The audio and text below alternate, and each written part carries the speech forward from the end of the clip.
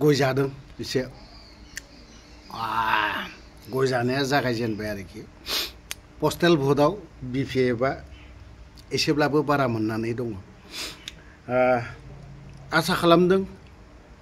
बिपिएफखौनो फैगौबा बिपिएफआबोथ' दा बारा बुरजा मोननाय नङा मोननायालाय थेवबो सोरखौबा लाफानानै सरकाराव दागोनदां बिबो इउपिपिएलखौ नङा इउपिपिएलआ थगायो नालाय थगायसुला दैदेनगिरि नालाय आंथ' बुंखागोन थगायसुला दैदेनगिरि गोजा ओंखायनो इउपिपिएलखौ बिपिएफआ जाहाथे लाया नांगौबा बे कंग्रेसनो बिजेपिनो सोरबा एक्स वाइ जेड बेफोरखौ लानानैनो सरकार दानाया मोजां जागोन जिखियानो जानो बारा खोथा बुंलेलै दाहाय दा मोनाब्ला एसे जानो उदैफोरखौ थिग खालामना लाखादों आं जानांगोन दा माने फोसावखादोंमोन दाखालिनो हाग्रामा सारा जै देरहाबाय ना मोनजाया होनना बुंदों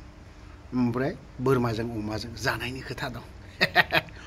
जानांगौ एसे गोसो होनानै दतमानि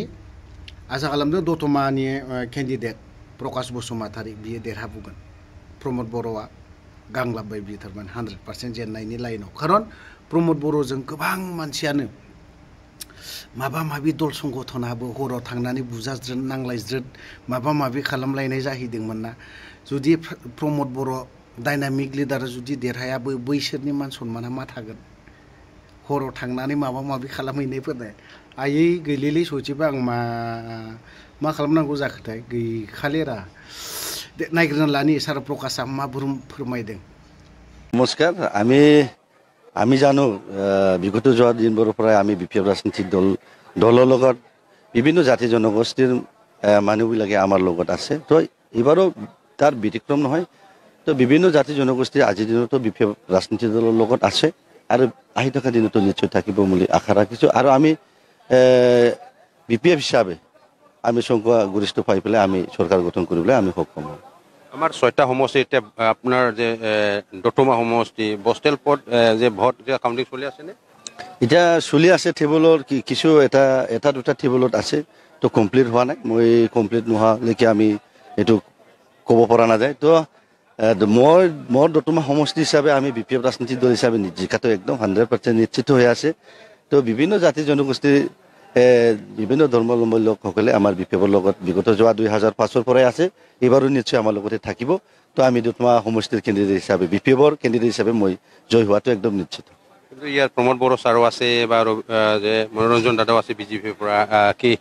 প্ৰত্যাপন হোৱা নাই আপোনাৰ কাৰণে তো তেনেকুৱা আমি দতমা সমষ্টি হিচাপে আমি কোনো ৰাজনীতি দলৰ লগত আমি প্ৰত্যাপন হোৱা নাই তো আমি বিপিএফ ৰাজনীতি দল হিচাপে অকলে প্ৰতিদ্বন্দ্বিতা কৰাৰ নিচিনাহে লাগি আছোঁ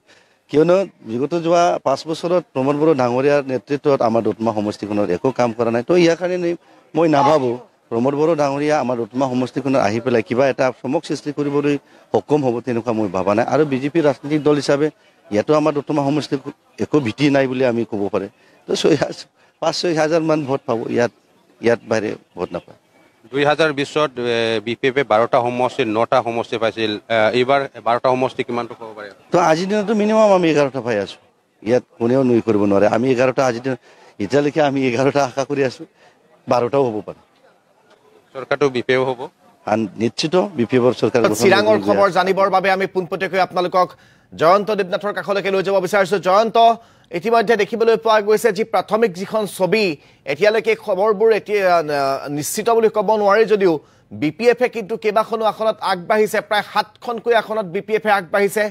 ইউপিপিএল 2খনত আৰু বিজেপি এখন আসনত আগবঢ়া পৰিলক্ষিত হৈছে প্ৰাথমিক গোটেই পটভূমিটোহে মই আপোনাক কৈছোঁ চিৰাঙৰ সাপেক্ষে খবৰবোৰ কেনেকুৱা হয় ৰাজদীপ এই মুহূৰ্তত মই উপস্থিত আছোঁ চিৰাং জিলা সদৰ কাজলগাঁওস্থিত UN ব্ৰহ্ম কলেজত চৌহদত স্থাপন কৰা ভোটগণনা কেন্দ্ৰত আৰু এই ভোটগণনা কেন্দ্ৰত ৰাতিপুৱাৰ পৰা যথেষ্ট উৎকণ্ঠা কাৰণ এই চিৰাং জিলাৰ 7টাকৈ সমষ্টিত এইবাৰ ভোটগণনাৰ প্ৰক্ৰিয়া চলি আছে যদিও সামগ্ৰিকভাৱে আপুনি কোৱাৰ দৰে বিটিআৰৰ বিভিন্ন সমষ্টিত প্ৰাথমিক অৱস্থাত যি ভোট যি বেলট পেপাৰৰ পোষ্টেল ভোটৰ যি ফলাফল প্ৰকাশ পাইছে তাত দেখিবলৈ পোৱা গৈছে বিপিএফ দল আগবাঢ়ি আছে কিন্তু চিৰাং জিলাত মই য'ত উপস্থিত আছোঁ ইয়াতে 3টাকৈ সমষ্টি আছে 13 নং চিৰাং সমষ্টি 14 নং চিৰাং দুৱাৰ সমষ্টি আৰু 15 নং কাজলগাঁও সমষ্টি এই সমষ্টিৰ কিন্তু এতিয়াও পোষ্টেল ভোটৰ ফলাফল প্ৰকাশ কৰা হোৱা নাই কিন্তু মোৰ হাতত যি প্ৰাথমিকভাৱে যিখিনি তথ্য মই ভিতৰৰ পৰা লাভ কৰিছোঁ ইয়াতো কিন্তু যিখিনি তথ্য আহিছে ইয়াতে দেখিবলৈ পোৱা গৈছে আমাৰ হাতত যি তথ্য আছে যে 14 নং চিৰাং দুৱাৰ সমষ্টিৰ যিগৰাকী প্ৰাৰ্থী হাগ্ৰামা মহিলাৰী আৰু ইউপিপিএলৰ খাম্পা বৰগে দুজনৰ মাজত প্ৰতিদ্বন্দ্বিতা আছে কিন্তু প্ৰাথমিক যি খবৰ আছে পোষ্টেল বেলটত তাত হাগ্ৰামা মহিলা আগবাঢ়ি থকা বুলি ইতিমধ্যে খবৰ আছে কিন্তু আনুষ্ঠানিকভাৱে এতিয়াও প্ৰকাশ কৰা হোৱা নাই তাৰ বিপৰীতে যদি আমি ক'বলৈ যাওঁ কাজলগাঁও সমষ্টিত তাতে চন্দন ব্ৰহ্ম আছে ইউপিপিএলৰ হৈ আৰু বিপিএফৰ হৈ আছে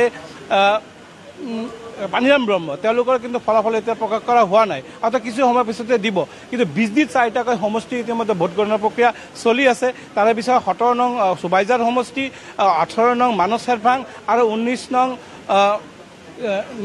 ধুলিবাৰী সমষ্টিৰ বিপৰীতে 16 নং নিশ্চিমা সমষ্টিৰ ভোট গণনা 20 বৰ্তমান মহাবিদ্যালয়ৰ প্ৰক্ৰিয়া চলি আছে কিন্তু তাকে ৰাতিপুৱাৰে পৰা যে পোষ্টেল ভোটিং যে কাউণ্টিং এই কাউণ্টিঙৰ ফলাফল কিন্তু এতিয়া প্ৰকাশ কৰা নাই হয়তো কিছু সময় পিছতে প্ৰকাশ কৰা হ'ব কাৰণ আজিৰ দিনটোত চিৰাঙত কেইবাগৰাকীও হাই প্ৰফাইল নেতাৰ ভাগ্য নিৰ্ধাৰণ হ'ব কাৰণ বিশেষকৈ বিটিআৰৰ যিগৰাকী প্ৰাক্তন প্ৰধান হাগ্ৰামা মহিলাৰী তেখেতে 14 নং চিৰাং সমষ্টিত তেখেতে প্ৰতিদ্বন্দ্বিতা কৰিছে বিপিএফৰ হৈ আৰু তাৰ বিপৰীতে যদি ইউপিপিএল দলৰ কথা ক'বলৈ যাওঁ ইউপিপিএল দলৰ পৰা বিটিচি প্ৰাক্তন যিগৰাকী উপ মুখ্য কাৰ্যবাহী সদস্য আছিলে খাম্পা বৰগেৰী তেখেতে 14 নং চিৰাং সমষ্টিত তেখেতে প্ৰতিদ্বন্দ্বিতা কৰিছে আৰু 15 নং সমষ্টিত যদি ক'বলৈ যাওঁ 15 নং সমষ্টিতো কিন্তু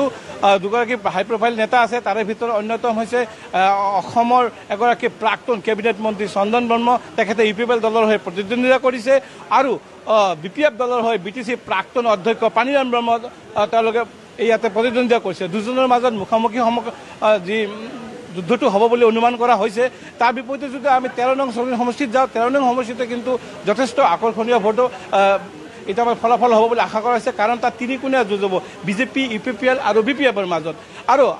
আৰু এতিয়া চিৰাং জিলাৰ কথা ক'বলৈ গ'লে 19 নং ধুলিবাৰী সমষ্টিত যথেষ্ট আকৰ্ষণীয় যুঁজ হ'ব কাৰণ তাত 13গৰাকী নহয় 19 নং সমষ্টিত 19গৰাকী প্ৰাৰ্থীয়ে তাতে অৱতীৰ্ণ হৈছে তাৰে ভিতৰত উল্লেখযোগ্য হৈছে যে বিজেপি যিগৰাকী প্ৰাৰ্থী তেখেত হৈছে বিজনীৰ বিধানসভা সমষ্টিৰ বিধায়ক অজয় কুমাৰ ৰায় তেখেতে বিজেপিৰ হৈ তেখেতে প্ৰাৰ্থিত্ব আগবঢ়াইছে তাৰ বিপৰীতে বিপিএফৰ কথা যদি আমি ক'বলৈ যাওঁ তাতে খলিলুৰ ৰহমান যিগৰাকী পূৰ্বতেও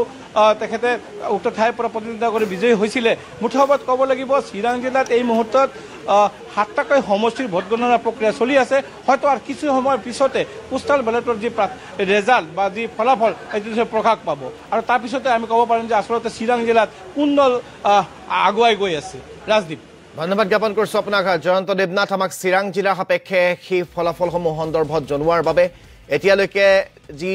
প্ৰাথমিক এখন ছবি পোহৰলৈ আহিছে পোষ্টেল বেলটৰহে ভোট গণনা চলি আছে পোষ্টেল বেলটৰ ভোট গণনাৰ অন্তত 7টা সমষ্টিত বিপিএফ আগবাঢ়িছে এটাত ইউপিপিএল আৰু এটাত বিজেপি আগবাঢ়িছে বুলি এই মুহূৰ্তলৈ খবৰ আহিছে